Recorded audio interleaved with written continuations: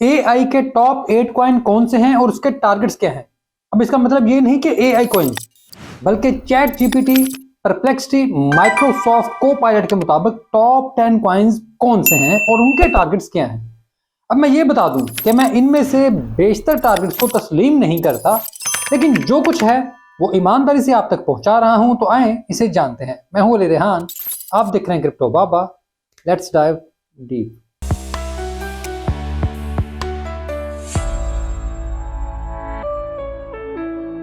पहली बात कि एआई का सब जगह इस्तेमाल हो रहा है, तो इस वजह से मुख्तलिफ एआई मुख्तलिफ कॉइन्स को 2025 के लिए टॉप 10 मानते हैं, लेकिन हमने इनमें से वो कॉइन्स टॉप 8 में शामिल किए हैं जो सबके मुश्तरक थे।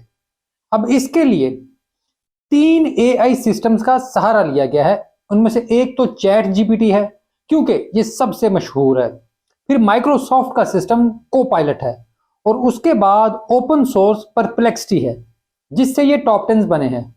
तो एआई के नजदीक सबसे टॉप पर कॉइन जो है वो बिटकॉइन ही है, जिसका चैट जीपीटी के मुताबिक टारगेट $3,50,000 है।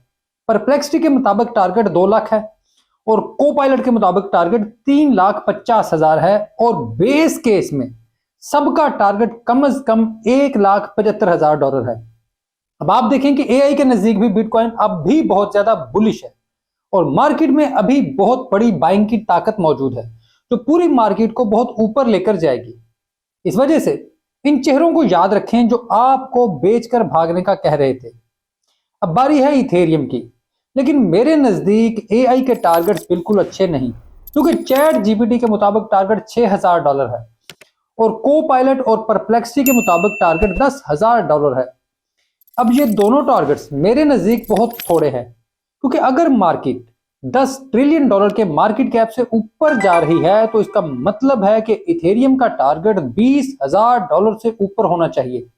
उससे कम समझ नहीं आता। इस वजह से मैं समझता हूं कि एआई के नजदीक ये टारगेट्स बिल्कुल अच्छे नहीं है।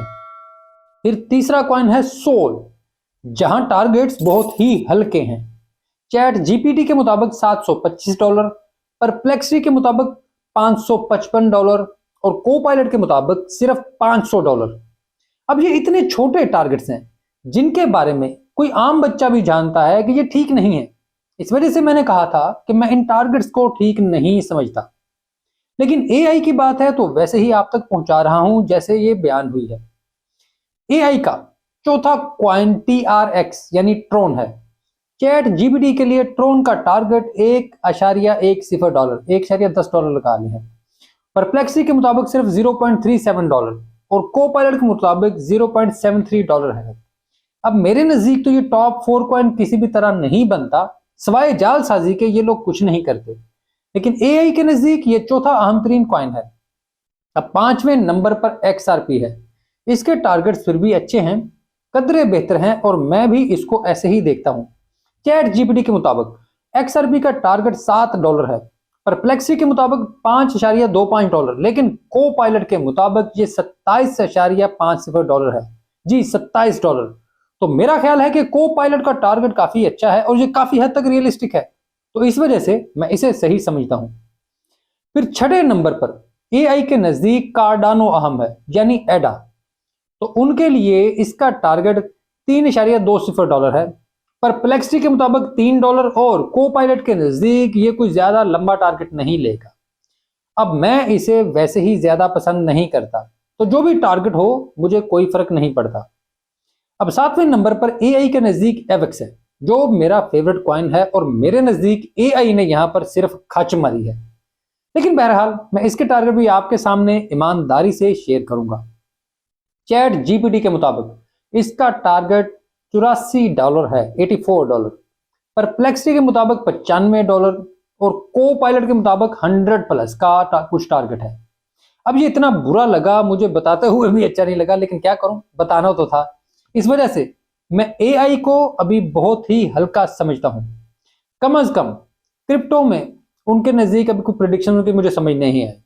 8वें नंबर पर एआई के नजदीक कैस्पा टोकन है, यानी KAS। इसका टारगेट चैट जीपीटी के नजदीक $5 है, परप्लेक्सिटी के नजदीक $0.56 है, और को पायलट के नजदीक $0.42 है। अब आप इस लिस्ट को देखें तो मेरा बिटकॉइन का कम से कम टारगेट 2,52,000 का था, जो मैंने पहले बहुत ही आपको बता दिया था और उसकी पूरी कैलकुलेशन भी की थी। उस वक्त बिटकॉइन 22 से 26,000 की रेंज में था, तो काफी गालियां पड़ी थी कि कैसे जाएगा, लेकिन मैंने कहा था कि मैं और आप इस बारे में कुछ नहीं कर सकते।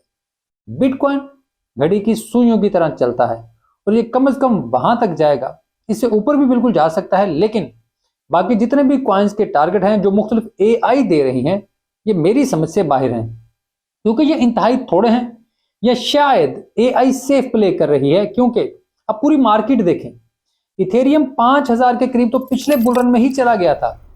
आपका अब क्या ख्याल है कि ये अभी सिर्फ इस बार सिर्फ और सिर्फ 100% बढ़ेगा, यानी ये सिर्फ 10,000 तक जाएगा? तो ये मेरी समझ से बाहर है। अब ऐसे ही एडा को ले लें, ये पिछली बार ही $3 पर था, इस बार भी ये उधर ही रहेगा। अब बेशक एडा मुझे पसंद नहीं है, इसकी टेक्नोलॉजी भी फारिग है, लेकिन इसकी कम्युनिटी बहुत बड़ी है, इस वजह से ये टोकन सिर्फ पिछली बार के हाई को तो टच नहीं करेगा, ये इससे कुछ ना कुछ तो ऊपर जाएगा ही। तो इस वजह से मेरा नहीं ख्याल कि ये टारगेट्स ठीक हैं। अब एवेक्स पर तो ये बिल्कुल ही चवल मार रहे हैं एआई वाले, सबसे अच्छी टेक्नोलॉजी जिस पर कोई सिक्योरिटी का केस भी नहीं। हालांकि एडा और एक्सआरपी पर अब भी केस मौजूद हैं। एवेक्स सबसे नीट एंड क्लीन प्रोजेक्ट, और हर ऐसा टारगेट इसके ऊपर ऐसा रखना मेरे नजदीक बिल्कुल ही गलत चीज है।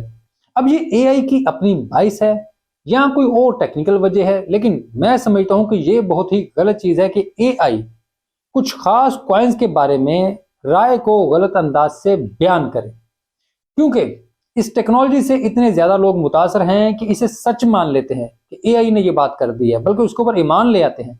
इस वजह से इसका बाइस होना बहुत ही गलत है। इस वजह से मैंने पहले ही कहा था कि मैं इन टारगेट्स को नहीं मानता। बाकी अगर कोई मानना चाहता है तो वो उसकी मर्जी है। एआई ने जो राय दी थी वो मैंने आपके सामने रख दी थी। तो खैर, ये थी आज की वीडियो। उम्मीद करता हूँ आपको ये वीडियो अच्छी लगी होगी। अगर ऐसे है तो वीडियो को लाइक जरूर कीजिएगा, कमेंट पर मेरी राय भी दीजिएगा। चैनल सब्सक्राइब नहीं किया तो बराए मेहरबानी छोटा सा क्लिक कर दें, हमारा बड़ा भला हो जाएगा। इसके अलावा याद से एक काम जरूर कर दें कि घंटी बजा दें, ताकि जैसे ही वीडियो अपलोड हो आपको नोटिफिकेशन आ जाए। और कल मैं वीडियो अपलोड नहीं कर सका, उसके लिए माजरत चाहता हूँ, क्योंकि कुछ मसरूफियत ऐसी थी, कुछ साथी मामला, कुछ शेयर के मामला, कि वो काम नहीं हो पाया, उसके लिए बड़ी माजरत।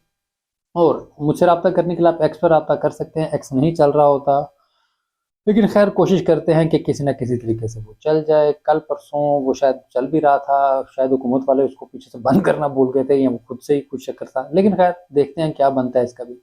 और मैं अरीना पर भी मौजूद हूँ, अरीना पर भी कहीं ना कहीं दिन में एक आध बार शक्ल दोस्तों को दिखा देता हूँ, कभी किसी की स्टेज में चला जाता हूँ, कभी चैट में, या कभी पोस्ट में। तो वहाँ पर क्या हो रहा है, कैसे हो रहा है, क्यों हो रहा है, इसके ऊपर मेरी वीडियोस मौजूद हैं। आप में से जो दोस्त देखना चाहें वो उसको देखकर वहाँ पर ज्वाइन कर सकते हैं। बहुत शुक्रिया।